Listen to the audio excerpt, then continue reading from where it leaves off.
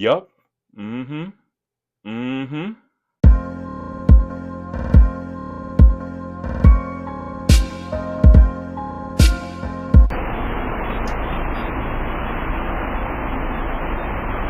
Apartment 8276. This is 8277.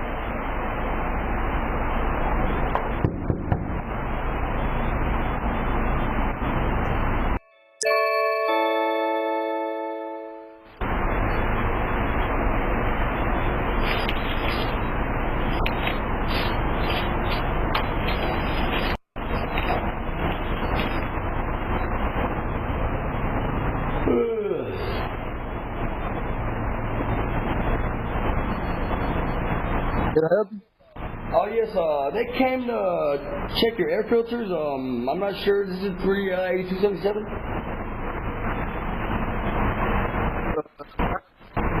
Apartment. No one came to the air filters. Can you repeat that? No one came to check the air apartment. No. Yeah, we're checking the air filters. Let me stop it right there. All right, so guy's coming saying that he's coming to check the air filters, and this is common in the maintenance field. Guys come and check air filters and change out filters and stuff like that in your apartment.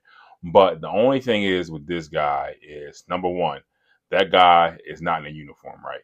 Most maintenance companies and most maintenance people who work for apartment complexes will have on uniforms. So I know some of you guys could be younger who are watching this video, and this may be your first time renting. So my advice is, first of all, get to know your landlord, get to know your maintenance manager, get to know your property manager, right? Get to know all those people, because most of the time those people wear uniforms. They come in every day, they have on uniforms. No guy, for the most part, in a good property is going to be knocking on your door asking to change your air filter. It just doesn't happen like that. Most of the time what happens is we will call you first and schedule it for you, right? Because we want you to be there, or usually we'll have the key to the apartment already, depending on what type of complex you're in, or have the key and we'll go in there and do it. But we'll call you first, like, hey, we're going to come at 2 o'clock to change your air filter or whatever else we got to change in there, do a couple checks, and then we're in and out, right? The only time someone will knock on your door randomly in an apartment complex if it's an emergency, right? And an emergency would constitute as a flood, fire, or smoke or something like that. Most of the time, nobody's knocking on your door to change a stupid air filter. Oh, nobody's home right now. You'll have to wait till another day. Much appreciated. 872.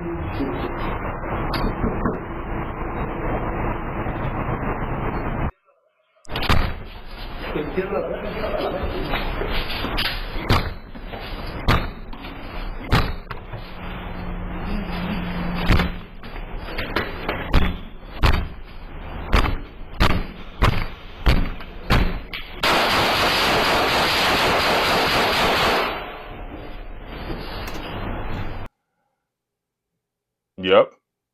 I mean, you kicking in the man's door. What is he supposed to do?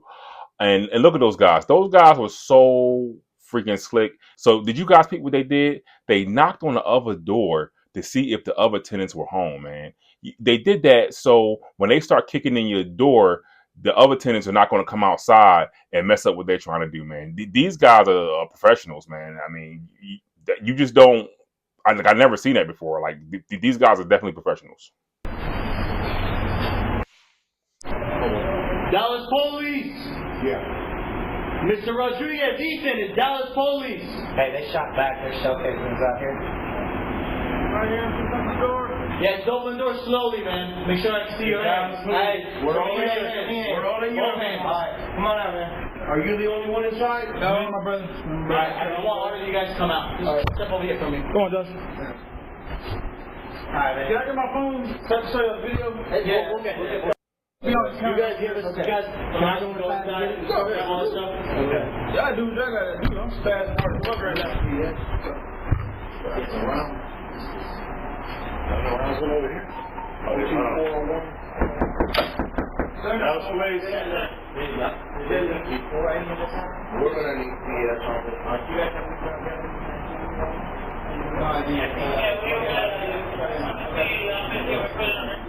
trumpet. with this video, man, I mean, that's crazy, man. Like I never seen it. I never had like you know, any incidents like that. And I worked as a maintenance manager before, so but I never had any incidents like that where, you know, someone's kicked in a door like that and came in and had a shooting. Like, I never seen it happen before. My only critique about this is the people in the apartment. They are reckless. Even though those robbers were kicking in your door, you cannot shoot through a door. I mean, if you do that, I mean, those bullets can hit anybody. And their neighbors was right across the hallway. So what if their neighbors was home? They didn't know that. They just shooting through the door, and they could have hit their neighbors. So, I mean, you know, that's one rule of thumb, man. You have to see what you're shooting at. Do not shoot through a door. Do not shoot through a window. No, see what you're shooting at, because, you know, you're responsible if those, you know, bullets hit someone else. And fortunately, you know, nobody was injured in this, but, you know, you just never know. You know, so, you know, when you get your firearms and stuff like that, and I recommend people do, like, you know, and this is, looking at this video, this is the main reason why I tell people to get their firearms, man. Like, in that situation, you know, you don't know how that would have went if that guy didn't have a gun. That could have went either way, and by the time the police got there, like you saw, everything was already over. So you need a firearm. If you're a beginner, talk to your local law enforcement, talk to them about getting one, get your permit, get whatever you need to get it, because get it legally. Second thing is, find a good range to learn how to shoot, learn how to use it. Find you a good person, a good place to buy them from. You just get what you need to protect your home. I would recommend, if you're just protecting your home, probably get a shotgun. You know, then you get your personal carry, you know, to carry around with you. And then your last thing you probably want to get, it'll be the most expensive thing, is get a rifle. Like, those are the three main things you need. Each of them serve a different purpose.